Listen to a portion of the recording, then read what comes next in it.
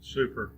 Well, that's definitely where we're headed, and eliminating that whole RFP process is, it's also making understanding how some of those forces that are out there that are kind of competing with what we're doing, but they will really want to take over.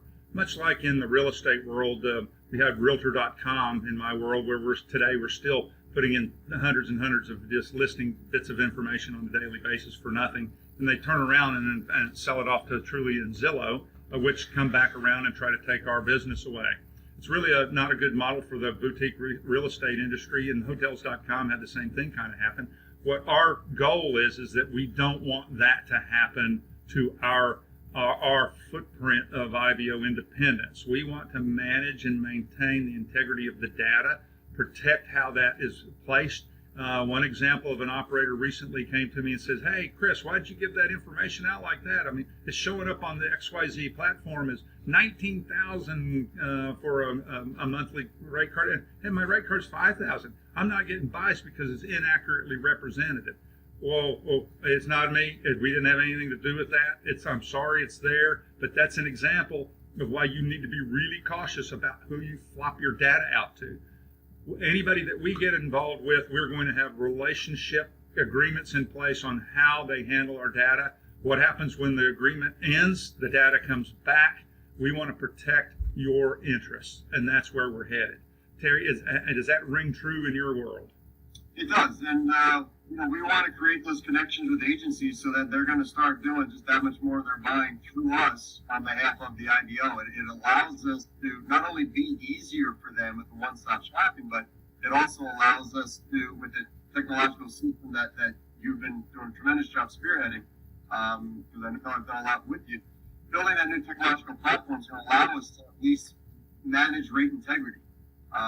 Having that one central system where we're putting in what the operators are telling us and working off of that helps alleviate those kinds of things. It also helps alleviate, sort of that race to the bottom that the Zillows and Trulias have in some places created. That aggregation of bringing all this together helps us have a bit of that control on it. And so when you're bringing consistency to the agencies, when you're making their life easier by bringing so much so they don't have to make 100 calls, it's all just constantly a win-win, and allows them to keep checking boxes of this helps,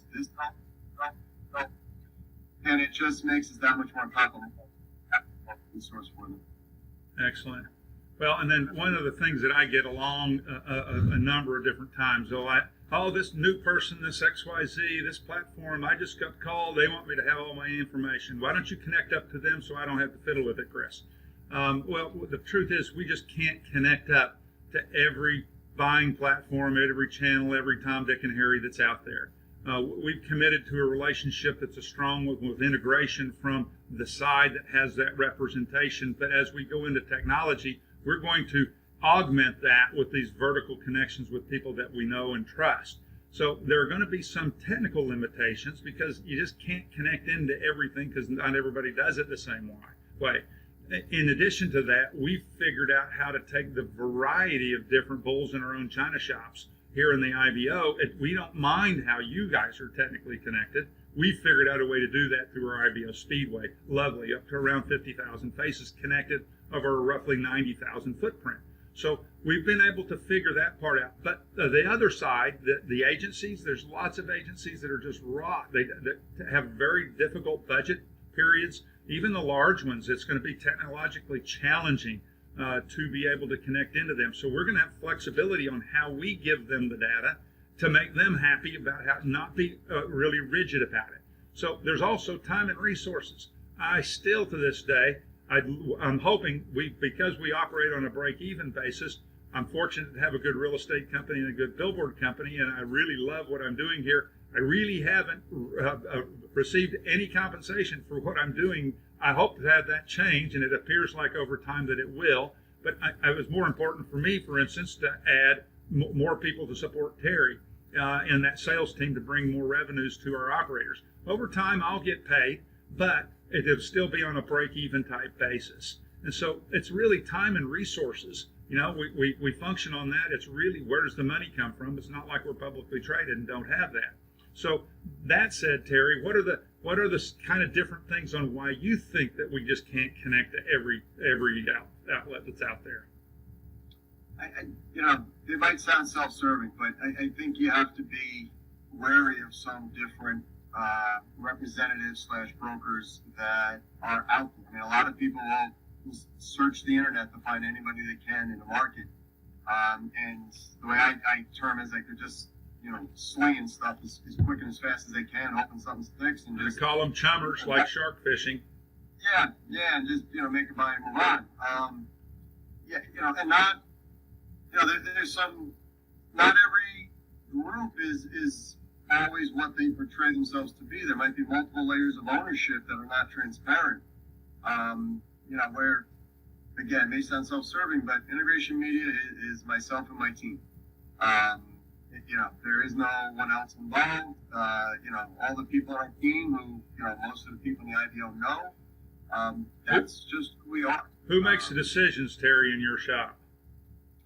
Actually, Ellen, most of the time. I've had to take a backseat to Ellen. And in my case, yes, it's me. But then I got my left and right hand, Becky and Darren, and yes. But bottom line is the buck stops with the people that you're looking at on this video. I mean, I've been fortunate that I'd like to say I've trained Ellen and the team to conduct things in a way that I'm comfortable and the way I believe with integrity. But they've gotten so good, they can do so much themselves. But obviously, if something maybe goes a little more sideways than expected, of course I'm brought in on that. How many times a week do you and I talk? 5, 6, 7, 8 times a week. Exactly. Always talking. So I always know what's going on. I'm blessed to have a tremendous team. Ellen is the person who does tremendous amounts of the day-to-day. But it's, I hired Ellen because I've known Ellen's first job in the industry was with me as an assistant at Clear Channel. I've known her for years. She's got tremendous integrity, tremendous work ethic, a kind personality that people like to talk to her. And so I have so much trust in her, handling so much of the day-to-day that I fortunately she can do a lot of that while I'm talking to agencies, while I'm talking to you, et cetera, et cetera. But again, we are exactly who we represent ourselves to be, and I'm proud of that. I'm just not so sure everyone else that I would consider to be a competitor is does it the same way. Understood. And you and I have had a great personal relationship, both from kind of northern UK, British Isles, Irish. Both of us got a little Irish descent in us, and we think about things a lot in the same way. And it's been very, very helpful.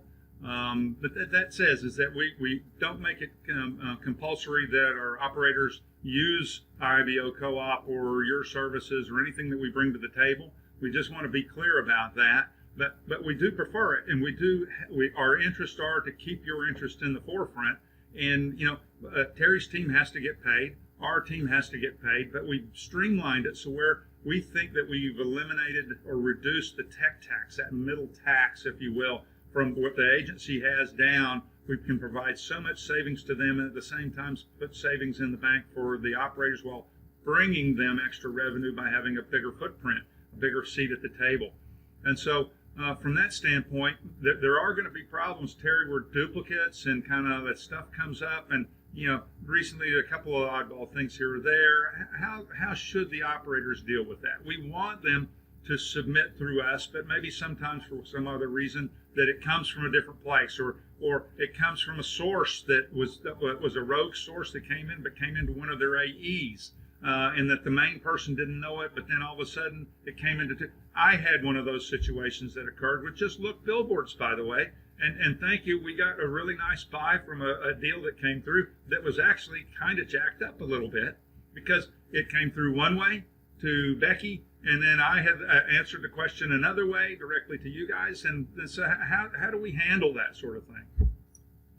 So it's not a perfect science, but I'll give a little background just in regards to duplicates and the issues behind it, and then how we hopefully can kind of work towards cleaning that stuff up. The problem with duplicate submissions to an agency is it somewhat bastardizes the inventory. There are a lot of agencies over the years that have had, they might send out one RFP and they get 3 different companies proposing the exact same location. That triggers a tremendous amount of frustration amongst the agencies because they're not sure, one, who they should be working with. They're not sure which rate is accurate.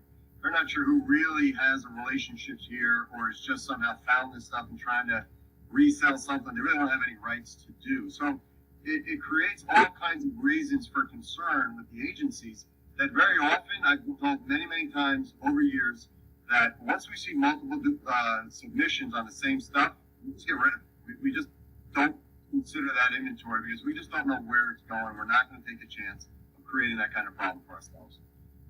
And so they move on. So, and the fact that the agencies know that I'm very aware of that is so they have high expectations from us not to sort of commit that error. And for that reason, that's why we're very adamant when we do speak with all the IBO members that if you choose to submit through us, you have to confirm and promise you're only submitting through us. Otherwise, don't submit to us. Go do it yourself. Do it with whoever else brought it to you. I mean, we hope you're going to choose because of what we've been able to produce and because of our reputation and our relationship with the IBO that you are going to choose to submit through us and you'll honor that request. But if you're not, we're not going to play in that game. I'm not going to risk the reputation of our company and our people, as well as, by the way, the reputation of the IBO. Correct. That you're just not so sure what you're going to get from them. So we're adamant about that. We hope and expect that people will adhere to what we're requesting. It's been very rare, but we've had a handful of times over the years where some members have gone ahead and still submitted two or three different people, us being one of them. They calls us, and Ellen and I have a quick conversation with that operator. 99% of the time, it was a very innocent mistake. You know, we might be working with a sales manager, general manager, and it just so happens that the agency sent sort of a blind RFP to the company, making an info at X, Y, and Z company, and the local AE picked it up and answered. And it's innocent, it's harmless. And what happens from there is typically, the sales manager, general manager will clean up those lines of communication internally so it doesn't happen again. But it's an accident, and they acknowledge it was an accident. And we understand the problem it created for you, but we're going to try hard to make sure it doesn't happen again. That's fine. We get that. We understand that. Everyone, sometimes it's just, you can't prevent everything from happening. And those are okay. I have had one or two different operators that have said, Terry, I'm just going to give it to anybody. Okay? As far as I'm concerned, the more people that are trying to present it, the better my chances are that I'm going to get a piece of that pie.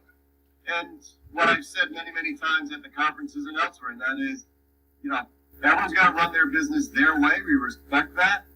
But we're not going to participate in those kinds of situations. In those situations, I step back and I say, then you're going to have to handle this on your own. Good luck, God bless, but we can't work together. Not at least under that type of environment. We just want to subject ourselves to it. So that's how we go about it. That's why we're adamant. That's how we try to handle things.